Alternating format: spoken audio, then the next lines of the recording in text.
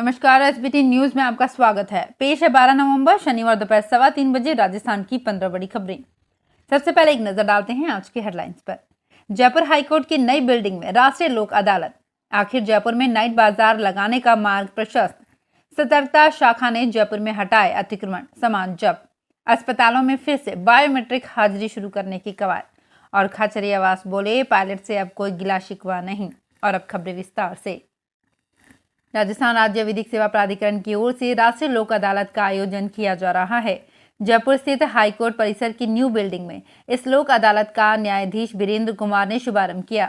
इस मौके पर प्राधिकरण के सदस्य सचिव दिनेश कुमार गुप्ता समेत कई अधिकारी और अधिवक्ता भी मौजूद रहे।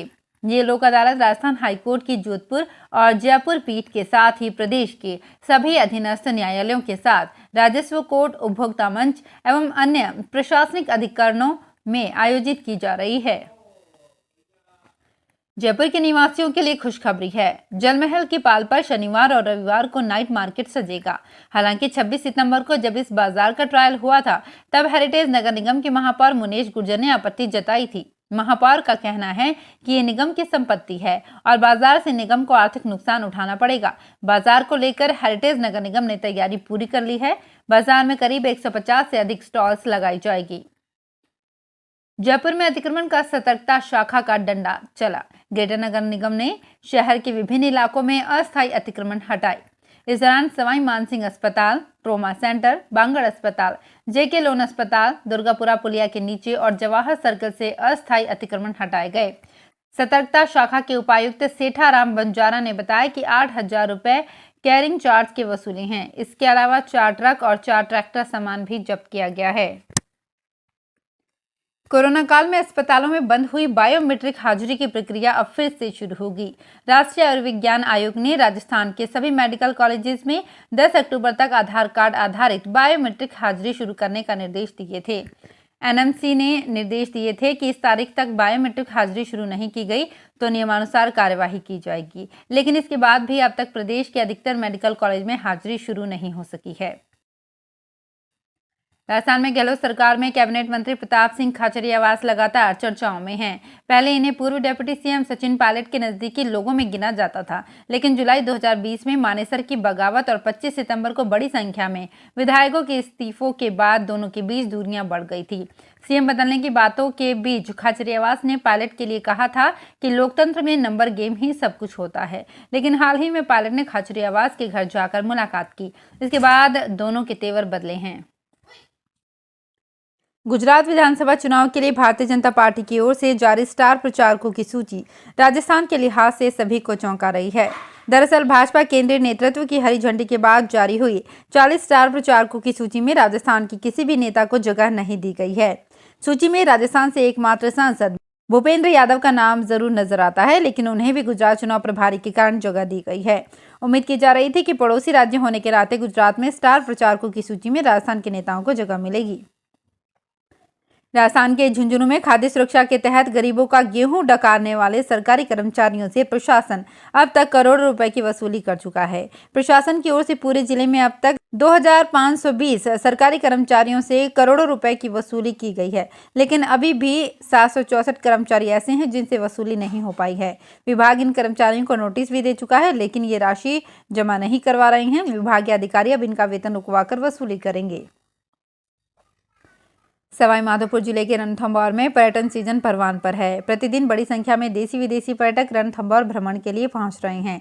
वीकेंड पर पर्यटकों की संख्या में और अधिक इजाफा होने के आसार जताए जा रहे हैं।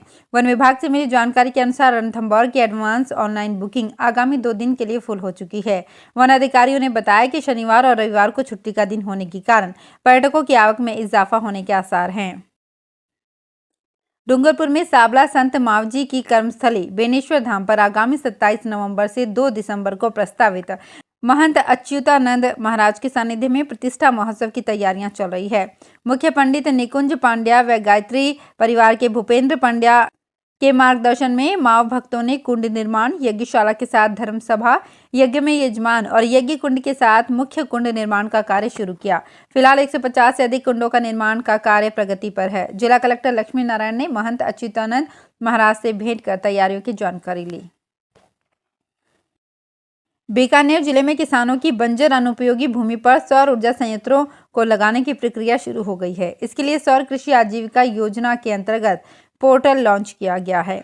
इस पोर्टल के माध्यम से रजिस्ट्रेशन करवाने के बाद सौर ऊर्जा प्लांट लगाने वाली कंपनियां सीधा किसानों से जुड़ सकेंगी। इस योजना के अंतर्गत सोलर पार्क के लिए ग्रिड सबस्टेशन के 5 किलोमीटर के दायरे में खाली जमीन पर 500 किलोवाट से 200 मेगावाट तक के सोलर प्लांट लगेंगे। इसके लिए न्यूनतम 1 हेक्टेयर जमीन की आवश्यकता होगी। 2 अक्टूबर से अस्त शुक्र का तारा 20 नवंबर को उदित होने पर जोधपुर सहित पूरे राजस्थान में वैवाहिक समारोहों की धूम रहेगी। शुक्र का तारा अस्त होने के चलते अभी शादियों के शुभ मुहूर्त नहीं है। हालांकि अबू साविक के रूप में देवउठनी एकादशी को सावों की धूम रही, लेकिन इस वर्ष नवंबर दिसंबर में कुल 12 दिन विवाह के शुभ मुहूर्त बचे हैं। अगले माह 16 दिसंबर से मलमास शुरू होते ही शुभ कार्य थम जाएंगे। नए साल 2023 में शादियों की शुरुआत 14 जनवरी मकर संक्रांति के बाद ही होगी। राजस्थान विधानसभा के डिजिटल म्यूजियम में लगाई गई प्रदेश के पूर्व मुख्यमंत्रियों और पूर्व विधानसभा अध्यक्षों की प्रतिमाओं को लेकर अब सवाल खड़े होने लग गए हैं। पूर्व मुख्यमंत्री वसुंधरा राजे के बाद अब कांग्रेस विधायक दिव्या मदेरणा ने भी सवाल खड़े कर दिए हैं। दिव्या ने अपने दादा और पूर्व विधानसभा अध्यक्ष परसराम मदेरणा की प्रतिमा को लेकर सवाल खड़े करते हुए विधानसभा स्पीकर को पत्र लिखने की बात कही है। उन्होंने कहा है कि विधानसभा के डिजिटल म्यूजियम में लगी उनके दादा की प्रतिमा कहीं से भी मिलती जुलती नहीं है। संभागीय आयुक्त डॉक्टर नीरज के पवन ने कहा कि सरदार शहर विधानसभा उपचुनाव के दौरान पुलिस एवं प्रशासन के अधिकारी आपसी समन्वय के साथ इस प्रकार काम करें कि प्रत्येक मतदाता बिना किसी भय एवं प्रलोभन के स्वतंत्र एवं निष्पक्ष मतदान कर सके। संभागीय आयुक्त शुक्रवार को सरदार शहर पंचायत समिति में चुनावी तैयारियों की समीक्षा को लेकर आयोजित बैठक को संबोधित कर रहे थे।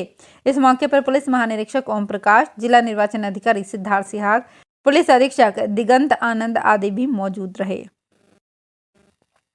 उत्तर पश्चिम रेलवे के पाली मारवाड़ स्टेशन का पुनर्विकास किया जाएगा। इसके लिए डिजाइन और मास्टर प्लान तैयार करने के लिए कंसल्टेंट फर्म को कार्य सौंप दिया गया है। अप्रैल माह तक विस्तृत कार्य योजना तैयार हो जाएगी।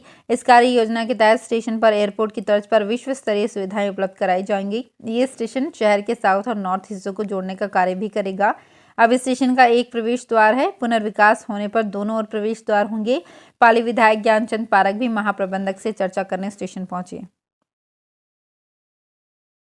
किसी भी धार्मिक स्थल में जाकर दर्शन करने के बाद श्रद्धालु अपनी क्षमता के अनुसार राशि दान करते हैं। देश में कई ऐसे मंदिर हैं जिनकी दान पेटी से होने वाली कमाई किसी को भी हैरत में डाल सकती है। गौरतलब है कि दक्षिणी राजस्थान में कृष्ण धामों की सबसे अधिक कमाई है। वल्लभ संप्रदाय की सबसे बड़ी पेठ नाथद्वारा स्थित श्रीनाथ मंदिर भी उन्हीं मंदिरों में से एक है जहां चढ़ावे में दी जाने वाली राशि की मात्रा कहीं अधिक है। इस मंदिर को हर महीने 6 करोड़ से अधिक नकद दान राशि मिलती है। तो फिलहाल इस बुलेटिन में इतना ही, फिर हाजिर होंगे कुछ और बड़ी खबरों के साथ। अगर आप भी अपने आसपास की छोटी बड़ी और महत्वपूर्ण खबरों से अपडेट रहना चाहते हैं तो सब्सक्राइब कीजिए हमारे चैनल एसपीटी न्यूज को और प्रेस कीजिए बेल आइकन पर।